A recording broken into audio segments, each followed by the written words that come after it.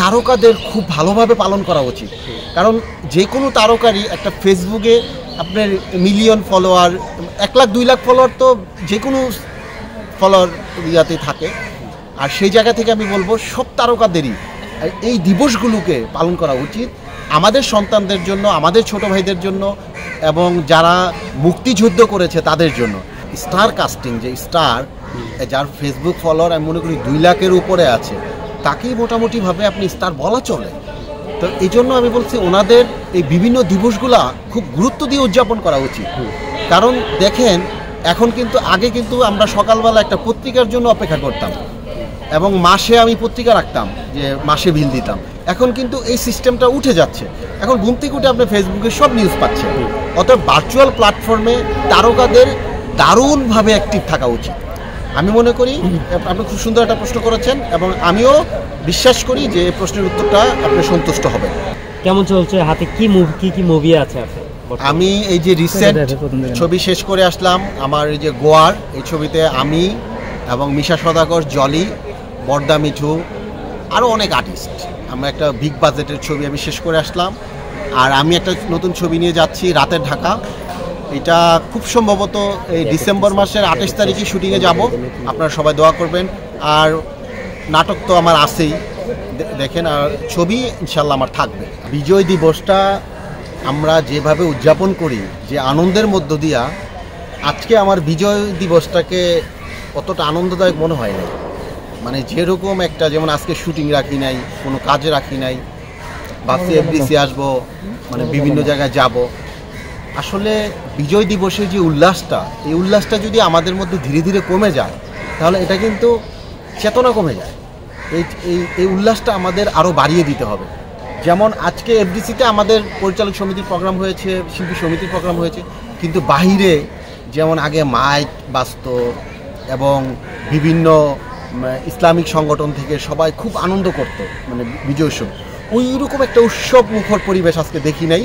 এটার জন্য একটু আহত হয়েছি, কিন্তু সব মিলিয়ে অবশ্যই ভালো লাগছে। কারণ এখন হচ্ছে আমরা সবাই কথা বলতে পারি এবং কথা বলতে না পারার যে একটা যন্ত্রণা মানুষের মধ্যে ছিল, সেইটা কাটিয়ে আমরা উঠেছি।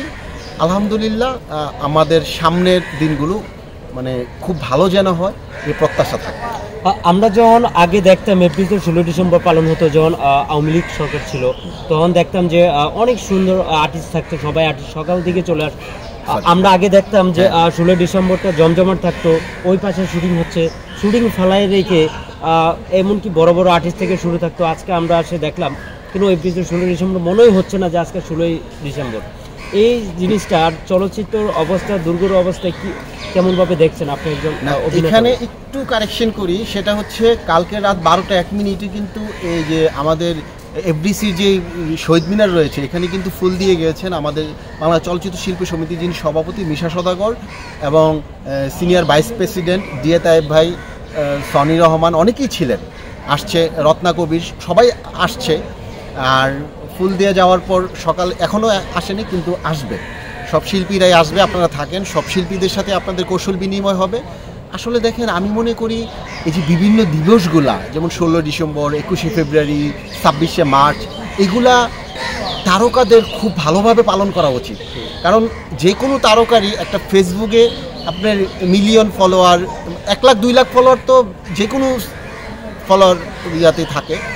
আর সেই জায়গা থেকে আমি বলবো সব তারকাদেরই এই দিবসগুলোকে পালন করা উচিত, আমাদের সন্তানদের জন্য, আমাদের ছোট ভাইদের জন্য, এবং যারা মুক্তিযুদ্ধ করেছে তাদের জন্য। আজকে একজন বীর মুক্তিযোদ্ধা, ওনার বয়স যদি ধরেন আজকে 90 হয় বা ওনার বয়স যদি 105 হয়, উনি যখন দেখবে যে এই বিএফডিসিতে এসে রাসেল মিয়া ওনার মুক্তিযোদ্ধাকে মানে শ্রদ্ধা জানাচ্ছেন, তখন কিন্তু ওনার কাছে ভালো লাগবে। উনি যখন ভিডিও ফুটেজ দেখবে যে আমি দেশ স্বাধীন করেছি, আমার এই স্বাধীন দেশে আমার এই স্বাধীন ছেলেরা এই স্বাধীনতা নিয়ে এত গর্ববোধ করছে, এত অহংকার করছে।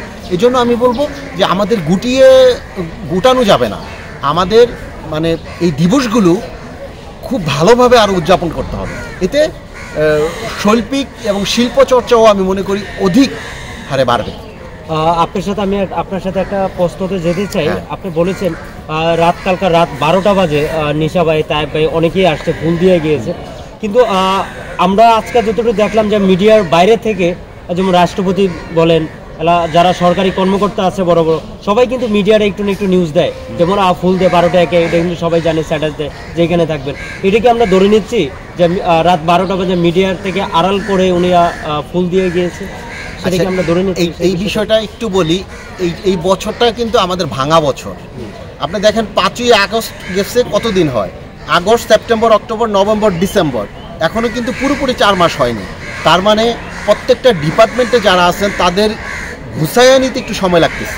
এই জন্য হয়তো আপনারা ওইরকম নোটিশ পান নাই সাংবাদিকরা, কিন্তু আমার বিশ্বাস অবশ্যই আমাদের পুরো সমিতিটা একটু গুছায় নেও, আমরা সবাই একটু গুছগাছ করে নেই, ইনশাল্লাহ আপনারা আমাদের প্রত্যেকটা প্রোগ্রামে দাওয়াত পাবেন এবং সবার কাছে আপনারা প্রচারও করে দিতে পারবেন। এটার জন্য আমি দুঃখ প্রকাশ করছি যেন আপনাদেরকে জানানো হয় নাই।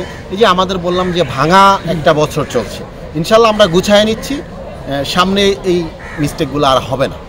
যারা আপনাদের দর্শক আছে, যারা দর্শক এফডিসি থেকে মুভি দেখে, অনেকেই মুভি দেখে, দেখানোর পরে অনেকেই আজকের যে 16 ডিসেম্বর অনেকেই কিন্তু পর্দার দিকে তাকায় আছে, ফেসবুক বলেন, ইউটিউব, টিভি পর্দায় আছে যে আর্টিস্টটা কী করছে, আমরা কিন্তু নিউজ পাচ্ছি না। এগুলো কিন্তু অনেকেই জানতে চায়, যারা আপনাদের বক্তব্য আছে সেই বিষয়টা। কিন্তু এমনও কোনো সময় হয় না এই যে কোনো আর্টিস্ট মিডিয়ার সামনে, কিন্তু টিভি মিডিয়ার কেউ সামনেই কথা বলে নাই, মানে আমরা যতটুকু দেখছি যে ফুল দিচ্ছে, সেই জিনিসটা আমরা প্রচার করে মানুষ বক্তব্য থাকেন, সেই বিষয়টা আপনি কেমনভাবে দেখবেন? আসলে এটা আমি কিন্তু আপনাদের শুরুতেই বলছি যে একজন স্টার কাস্টিং, যে স্টার, যার ফেসবুক ফলোয়ার আমি মনে করি 2 লাখের উপরে আছে, তাকেই মোটামুটিভাবে আপনি স্টার বলা চলে।